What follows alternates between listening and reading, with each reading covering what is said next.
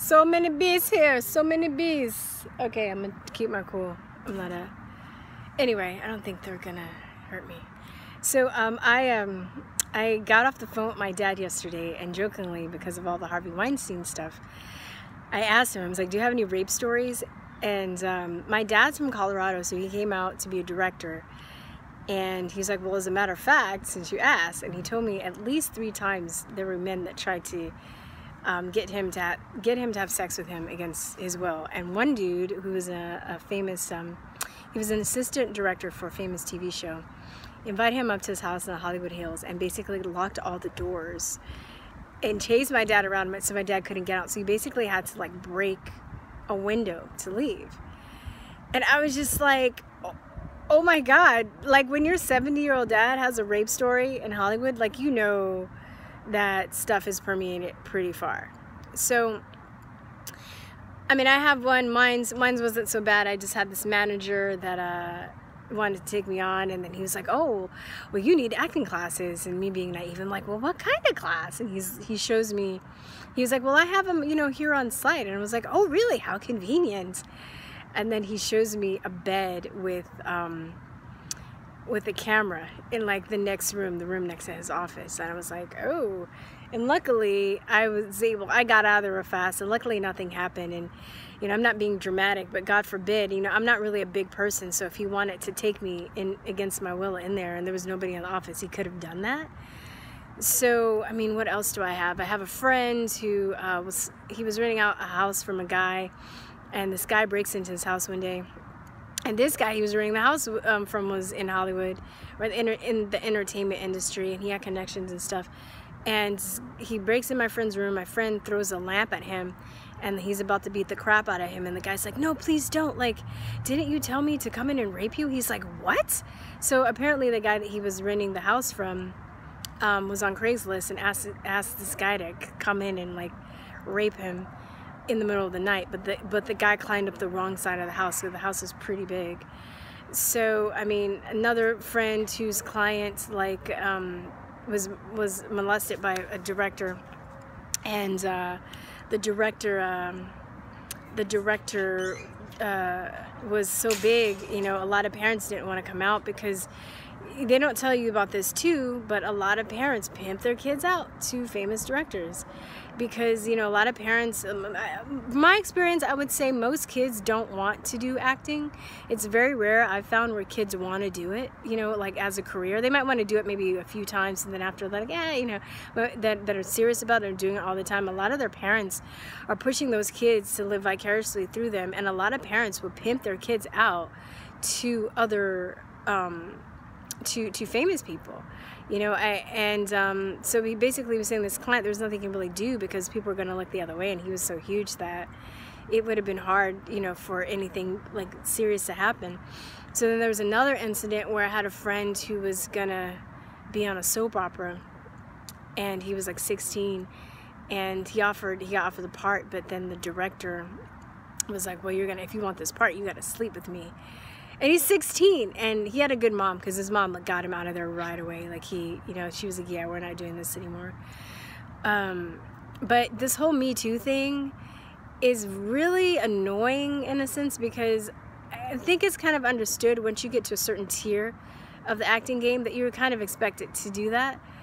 And I'm not saying that women don't get raped, and I'm not saying that Harvey Weinstein is a scuzzball, because he is, but it's not just Harvey Weinstein, and I've heard stuff about his brother too. It's the whole Hollywood culture. It's the whole game.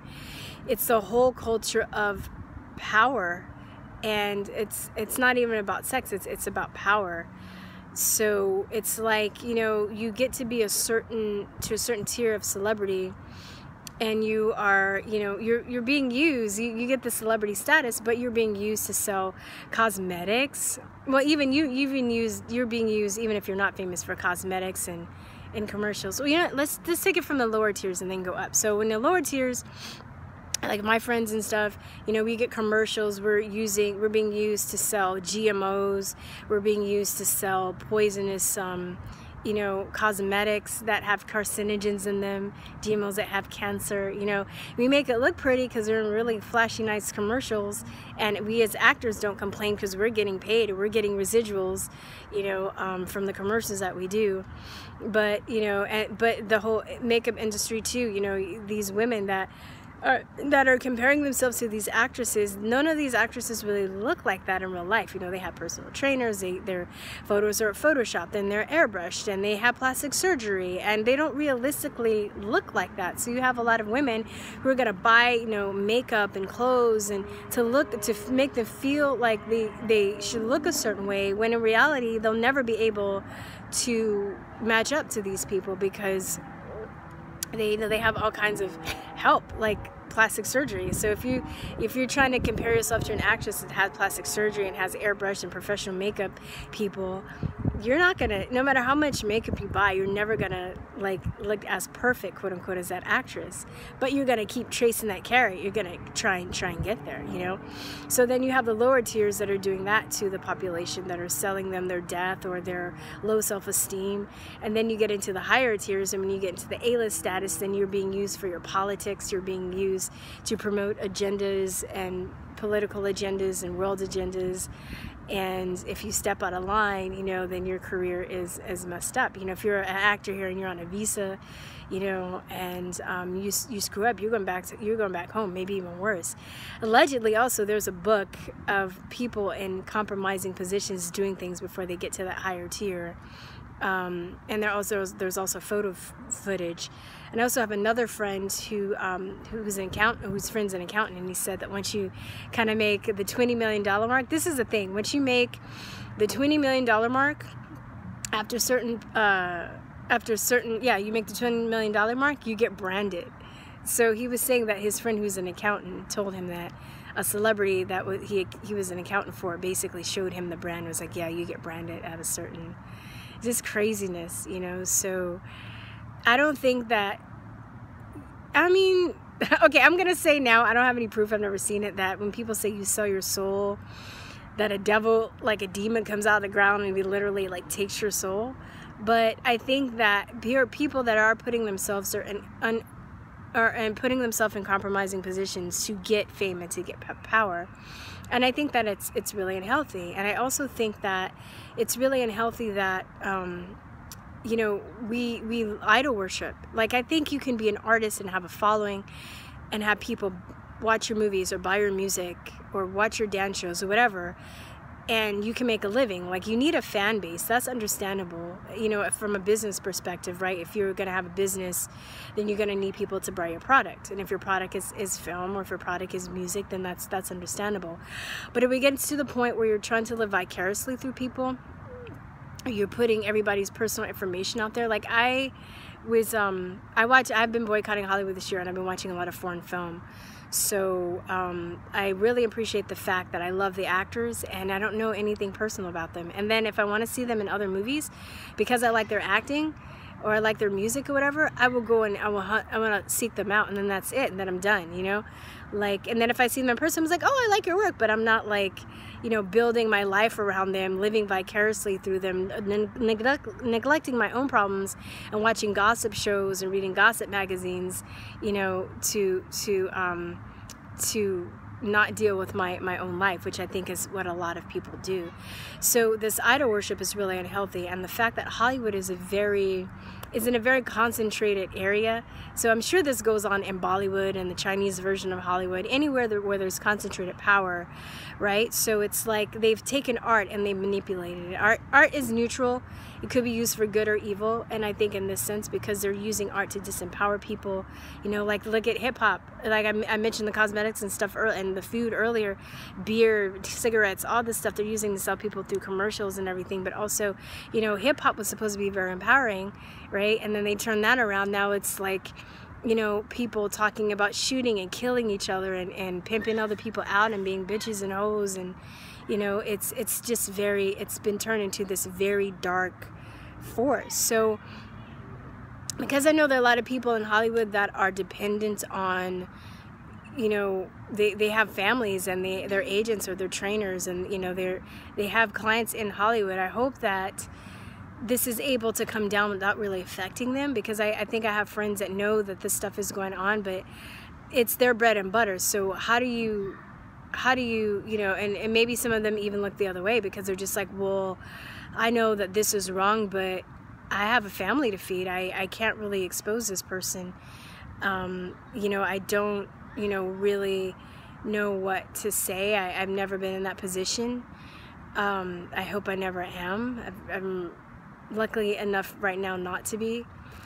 But there are a lot of people in Hollywood too whose parents, you know, were in Hollywood, and they pushed their kids into it, and they were just kind of born and raised. They were kind of trapped, you know. They don't know any other skill sets except, or they don't know any other industry but Hollywood, so they don't really know what to do. So there are a lot of people that are enslaved that are trapped in Hollywood, and I'm hoping this exposure will re-centralize the power of art in different areas, so it's not so bad. Maybe some people can find some freedom and find some peace with the situation. But the A-list actresses that are coming out and be like, oh, I was raped, I was this and that, maybe, I'm not saying that they weren't, but I know that there are a lot of, I'm pretty sure there are a lot of women and men, okay, that that knew they just did what they felt they had to do to get that slice of fame, and it didn't faze them really.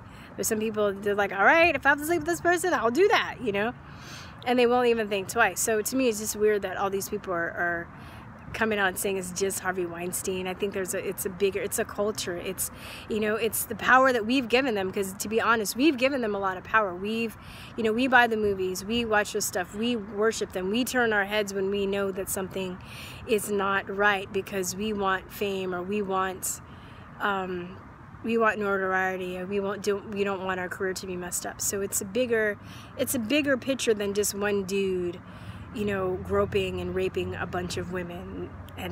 Like I said, I'm not giving him a free pass, but in order for this stuff to really go away, then the whole shebang has to be exposed. And it's not just raping women, it's pedophilia, Satan worship, it's snuff movies, it's cults, it's, you know, drugs and alcohol and child trafficking. It's a lot of stuff. So yeah, I'm glad to see at least a dent being put in it in my lifetime. I don't know how